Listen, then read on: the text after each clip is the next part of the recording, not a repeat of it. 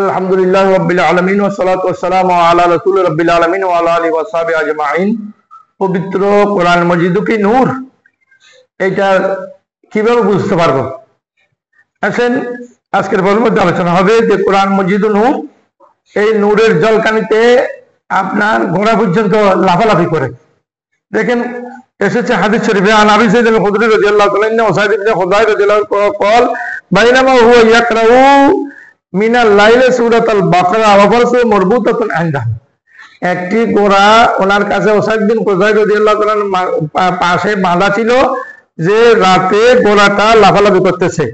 ই জালাতুল ফারসু ফাসাকাতাত, যে যখন ঘোড়া লাফালাফি করে তখন তিনি কোরআন মজিদ পড়া বন্ধ করে দিয়েছেন। বন্ধ করার সাথে সাথে এত সুন্দর পিকুলের টেপের ঘটনা ফাসাকাতাত, ঘোড়াও লাফালাফি করা বন্ধ করে দিয়েছেন।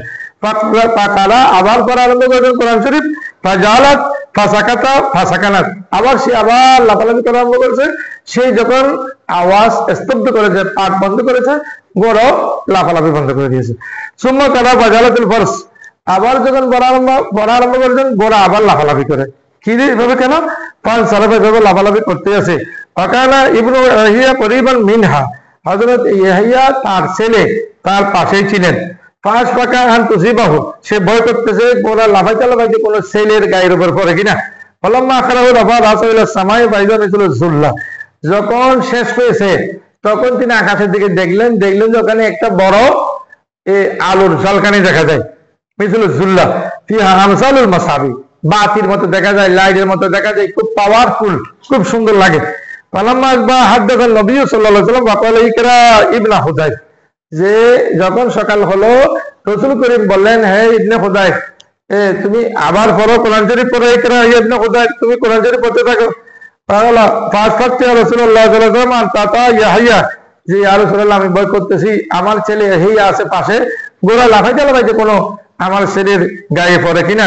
ফাকাল আমিনা করিবান ফানসারাফতু ইলাইহি, ইয়া রাসূলুল্লাহ উনি আমার কাছে থাকার কারণে আমি একটু ভয় পাচ্ছি। রাফাত রাসি ইলাস সামাই, আসমানের দিকে দেখলাম, ফাইজা মিসলু যুল্লাতি ফি আমসালুল মাসাবি, যে আসমানের দিকে দেখলাম আসমান থেকে একটি আলোক বর্তিকা ওনাদের গায়ের উপর পড়তেছে কোরআন শরীফ পড়ার কারণে। তাহলে কোরআন শরীফের ঝলকানির কারণে মানুষ যখন কোরআন শরীফ পড়ে তখন অনেক সময় মানুষের বজ্র হয়ে যায়, মানুষ অনেক সময় এদিকে দিকে ডুলাডুলি করে। এটার একমাত্র কারণ হলো কোরআন শরীফের কারণে, কোরআন শরীফের আলো ঝলকানির কারণে।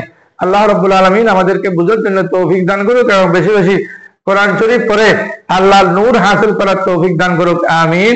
ওয়া আখিরু দাওয়ানা আলহামদুলিল্লাহি রাব্বিল আলামিন।